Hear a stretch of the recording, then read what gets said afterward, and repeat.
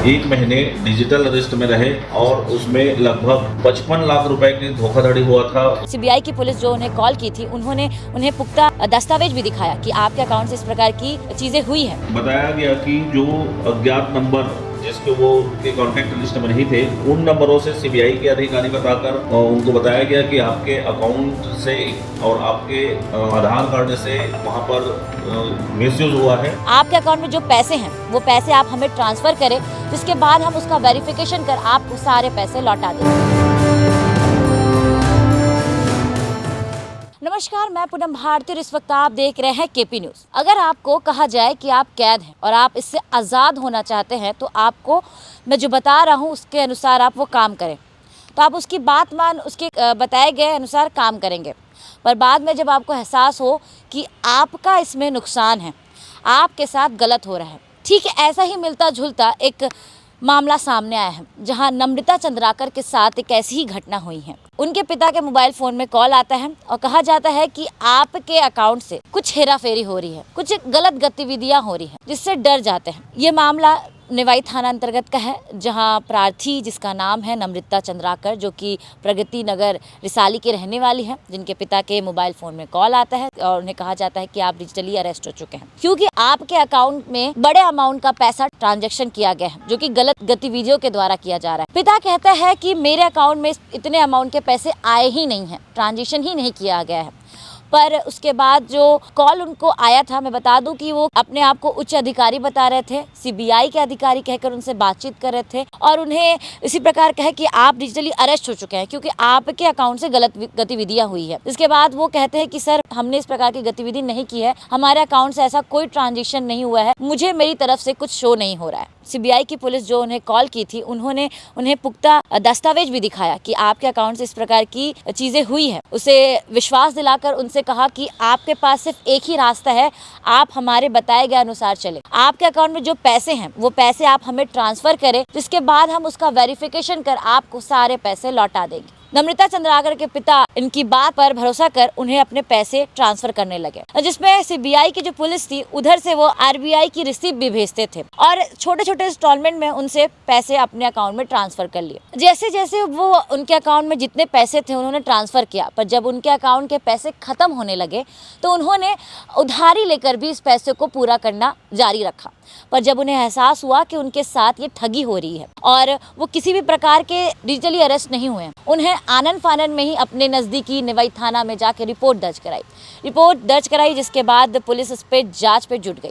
बता दें कि करीब 1 महीना तक ये डिजिटली अरेस्ट अपने आप को मान रहे थे। जैसे ही पुलिस इसकी कार्रवाई शुरू करती है, अकाउंट को चेक करती है, तो पता चलता है कि जो खाता है, अकाउंट खाता, वो किसी लखनऊ के व्यक्ति को डिटेक्ट कर रहे हैं। उसके बाद यहाँ से टीम गठित कर रवाना की जाती है। रवाना कर 1 महीना तक अपने आप को डिजिटली अरेस्ट समझे। बता दूं कि 56,90,000 पैसे ऐंठे गए हैं उन सीबीआई अधिकारियों के द्वारा। और वहीं बता दें कि आपको सीबीआई अधिकारियों ने कॉल नहीं किया था, वो फर्जी सीबीआई ने बनकर उन्हें इस तरह से झांसे में लिया था और जिसको लेकर आज प्रेस वार्ता रखा गया था, जिसमें बताया गया है कि किस प्रकार इसके 4 आरोपियों को गिरफ्तार किया है जो इसमें संलिप्त थे, जो कि नम्रता चंद्राकर के पिता को इस फ्रॉड में झांसा दिया था। उन 4 आरोपियों को पकड़ा गया है। आप आगे सुने कि किस प्रकार इन 4 आरोपियों को लखनऊ से पकड़ कर लाया गया है। लगभग 15 दिवस पहले निवाई थाने में एक एफआईआर दर्ज किया गया था 318 4 बीएनएस और 67 डी आईडी एक्ट के तहत, जिसमें एक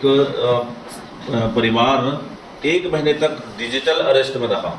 29 अप्रैल से लेकर 29 मई तक 1 महीने डिजिटल अरेस्ट में रहे और उसमें लगभग 55 लाख रुपए की धोखाधड़ी हुआ था। उसमें अपने डी अकाउंट में ट्रांजैक्शन कराए थे। ये निवाई थाने में अपराध पंजीबद्ध किया था। इसमें बताया गया कि जो अज्ञात नंबर जिसके वो उनके कॉन्टैक्ट लिस्ट में नहीं थे, उन नंबरों से सीबीआई के अधिकारी बताकर उनको बताया गया कि आपके अकाउंट से और आपके आधार कार्ड से वहां पर मिसयूज हुआ है, जिसमें आपके पैसा आपको मिला है। तो इन्होंने कहा कि पैसा हमें नहीं मिला है। तो बोले नहीं, आपके अकाउंट में जो पैसे हैं उसको वेरीफाइड कराना पड़ेगा।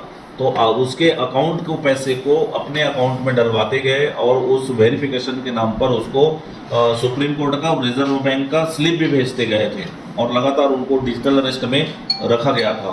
जब एक महीने बाद उनको संज्ञान में जब पूरे पैसे खत्म हो गए थे और पैसे दूसरे से उधार लेकर के भी देने लग गए थे, उस बीच लगा कि कुछ तो गड़बड़ है, एक महीना हो गया है। इस बीच वो पुलिस के पास आए, अपनी रिपोर्ट लिखा है जिस पर FIR दर्ज करके संज्ञान में लिया गया। और जब इसमें पतासाजी की गई तो उस अकाउंट होल्डर जो प्रथम लेयर का अकाउंट होल्डर था वो लखनऊ का था। उसमें हमने अपनी टीम भेजी। निवाई थाना प्रभारी आनंद शुक्ला टीम के साथ स्वयं गए थे और इन्होंने लखनऊ में जाकर के एक अकाउंट धारक को उठाया। तो उसने बताया कि मैंने ये 5,000 रुपये कमीशन पर इस को मेरे को मिला है और मैंने तो दूसरे व्यक्ति फला व्यक्ति के कहने पर किया है। उस व्यक्ति को भी उठाया गया। पहला आरोपी जो है कृष्ण कुमार का परिचय हुआ सोहित के साथ। सोहित के माध्यम से शुभम श्रीवास्तव से हुआ था और दीपक और कृष्ण कुमार आपस में दोस्त हैं। तो लखनऊ से 4 आरोपियों को गिरफ्तार किया गया है। दीपक गुप्ता, राजेश विश्वकर्मा, कृष्ण कुमार उर्फ कृष्ण और शुभम श्रीवास्तव, ये एक दूसरे को ट्रांजैक्शन करते गए पैसे। तो ये 4 लेयर तक के जो आरोपी हैं जिनके अकाउंट में ट्रांसफ़र हुआ है पैसे, उन 4 आरोपियों को गिरफ्तार किया गया है और यहाँ ला करके पुलिस रिमांड में लिया गया है। और भी इनसे सीक्वेंसेस पूछताछ की जा रही है कि आखिर वो आगे किसके लिए काम करते थे और किस तरह से अकाउंट करते थे। ये अभी विवेचना का पार्ट है जिसमें हमारी टीम आगे भी इसमें विवेचना करेगी। ये डिजिटल अरेस्ट के मामले में एक बड़ा खुलासा है, बड़ी सफलता है दुर्ग पुलिस की, जिसमें 4 आरोपियों को गिरफ्तार किया गया है। मुख्य आरोपी का भी इसमें पहुंचना अभी बाकी है। ये स्लीपर सेल हैं जो लगातार अपने अकाउंट को कमीशन के बेस में दिए रहते हैं। इसमें एक मुख्य आरोपी है। ये कमीशन एजेंट के तौर पे आप अपने अकाउंट को दो तो आपको लाभ मिलेगा इस तरह से। जैसे 9 लाख रुपए ट्रांजेक्शन किए थे तो उसमें 36,000 रुपये उसको कमीशन दे दिया। तो इस तरह से कमीशन खोरी के चक्कर में एक दूसरे से ये जुड़ते गए। अभी इसमें और भी डिटेल्स ली जानी है, इसीलिए इनका पुलिस रिमांड लिया गया है। अभी पुलिस अपने पास रखी है आरोपियों को और इनसे पूछताछ कर रही है। ये सब बेरोजगार टाइप के लड़के हैं और इसी तरह के कामों में लिप्त रहते हैं। अभी आएगा डिटेल। ये छद्म नाम से भी अकाउंट और सारा चीज चलते रहते हैं। जैसे जो पकड़ में आया है तो इस तरह से भी ये पकड़ में आएंगे। अभी इनके अकाउंट का डिटेल्स खंगाला जा रहा है। इनके मोबाइल से डिटेल्स खंगाले जा रहे हैं कि किनसे बात होती थी, किनके कहने पर ये करते थे। अभी और भी जानकारियां इसमें आने की उम्मीद है। मास्टरमाइंड तक कब तक पहुंचेंगे सर, क्या लगता है? इसके मास्टरमाइंड तक जल्दी पहुंचेंगे और ये इसीलिए पुलिस रिमांड लिया गया है।